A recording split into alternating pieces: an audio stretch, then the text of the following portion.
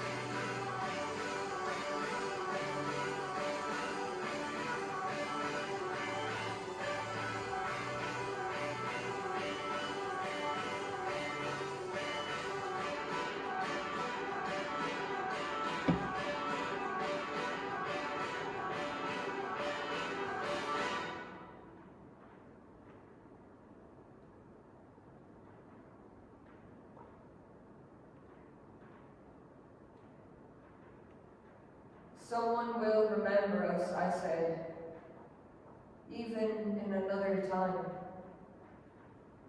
Sappho, fragment 147. You're young, 8 or 9 at most, sitting in a diner with your father, looking over the menu. Then the door opens with a chime, and she walks in. Hair cropped short, a little longer on top. She wears a men's shirt, sleeves rolled up to the elbow.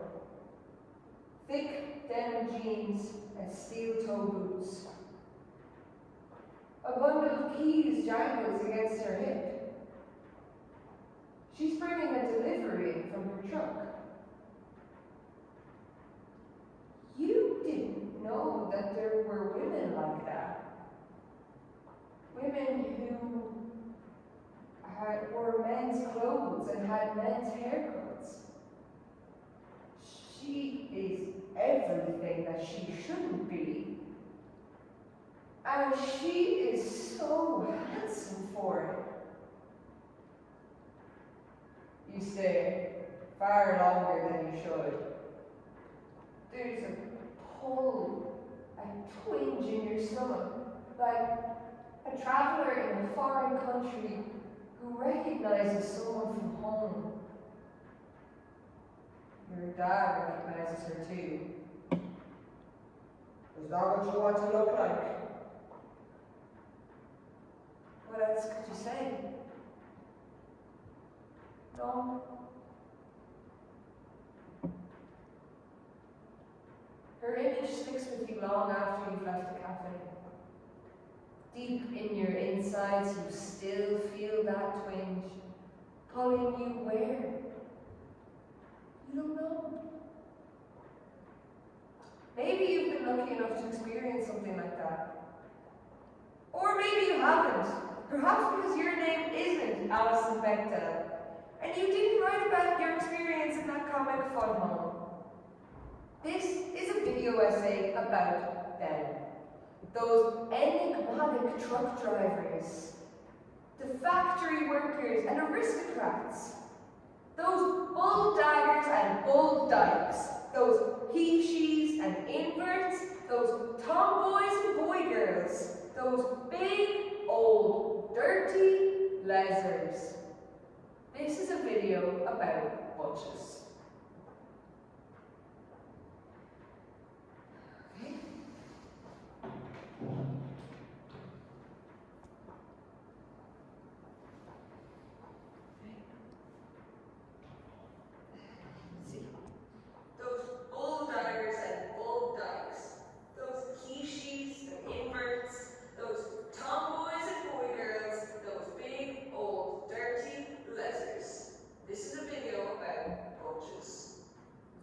Okay, I'm cooking.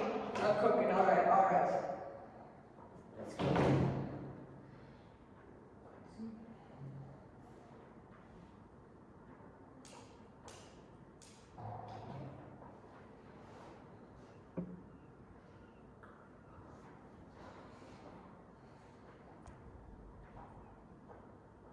A note on timings and terminology. So what do I mean by butch? Well, to be butch is to embody a queer, female, gender non-conforming masculinity. And before you go running to the comments calling me a TERF, when I say female here, I'm not talking in the XXXY sense. I roughly mean a person for whom femininity is their expected gender presentation.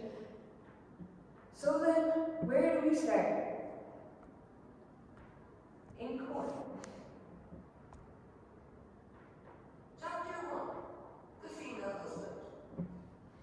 Some of our earliest accounts of queer female masculinity come in the form of court records and newspaper reports. In the 17th and 18th century, the world, or England mostly, was rocked by stories of fraudulent grooms, deceitful and dishonourable husbands who beguiled their way into unholy marriages. What were they lying about? Well, their gender, of course. Enter the female husband. A woman who donned men's clothing, living some or most of their lives as men, and entered into relationships with other women. The ones we know are the ones who got caught. Their stories revealing early examples of how the legal system and the general public viewed gender non-conforming people. On both accounts, poorly. Our first mention of the term female husband comes in 1682, with additional news stories cropping up every few years up until the late 18th century. For most female husbands, being found out meant being ordered never to wear male clothing again, forced back into feminine presentation. In 1746, Charles Hamilton was arrested after being reported to the police by his wife, Mary Price. Hamilton became a local curiosity, being ogled at in his jail cell by locals and having his body and sex dissected at length by the court.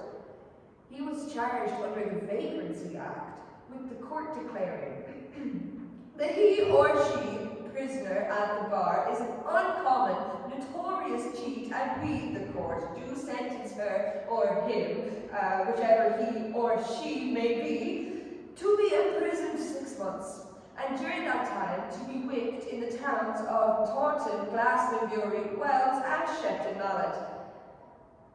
As awful as his treatment was,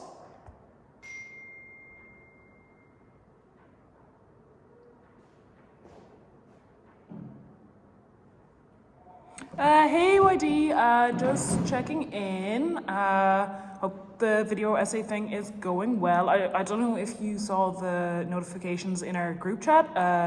Me and Jamie were looking to go out for a few drinks, like dinner, like dancing maybe, and we just wanted to check if the rest of you are free. We think we're gonna go out at like 7 or something, so like let me know if you can come, but you know, no worries if you can't. I doubt we're going to get Brona out tonight after work. Anyways, just let me know.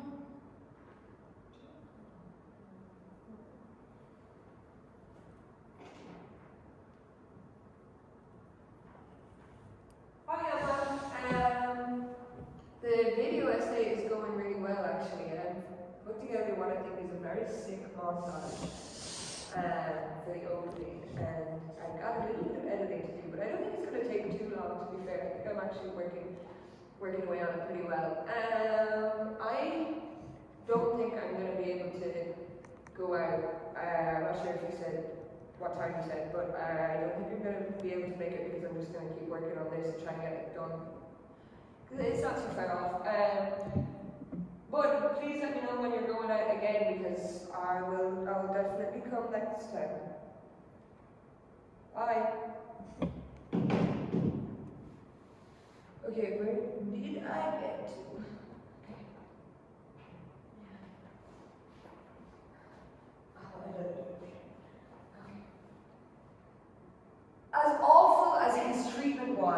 Hamilton's fate was not the worst encountered by a female husband. In Prussia, 1721, Katerina Margarita Lake was brought to court by her wife Katerina Mulhan. The court had an obsessive interest in Lake's body. The records detail fervent discussions on the nature of Lake's gender, on how she urinated, on how often the couple had sex. Every instance where Mulhan saw Lake in a state of undress or had reason to doubt that her husband was male is noted in the court records.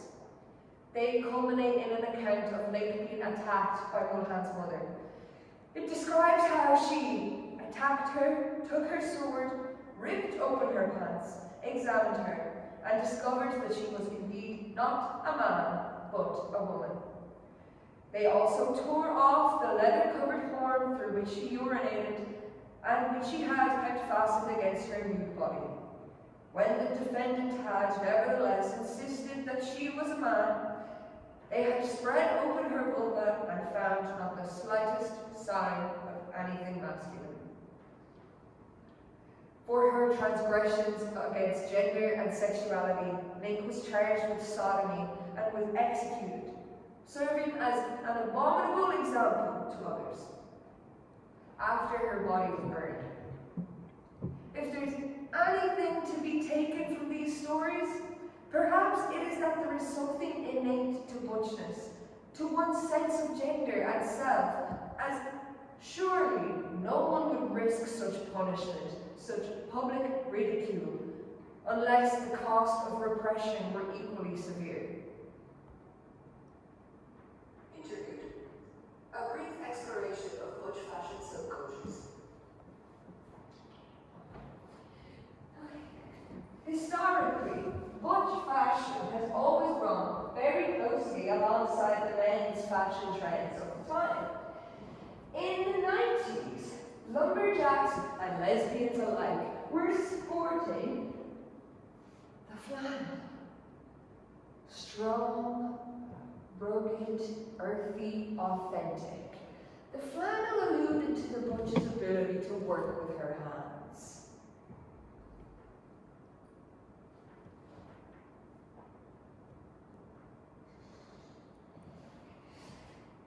Now, if you weren't boring, the mainstreaming of gay culture in the 2000s and 2010s saw the flamboyantification of gay male fashion.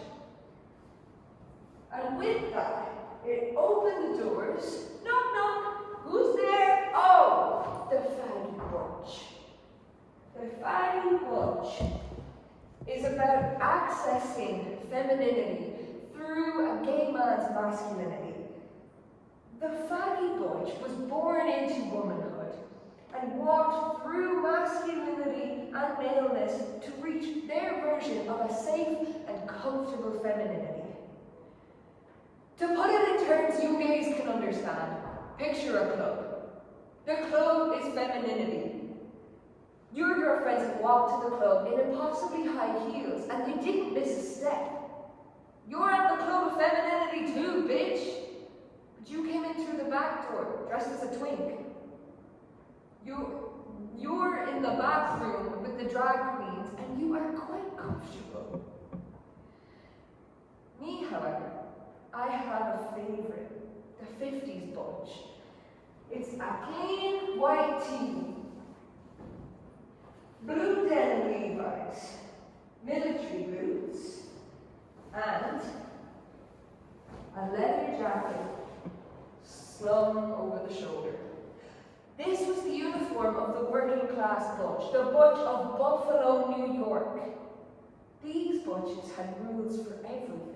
Not only how they dressed, but how they interacted with other butches, and, most importantly, perhaps, with femmes.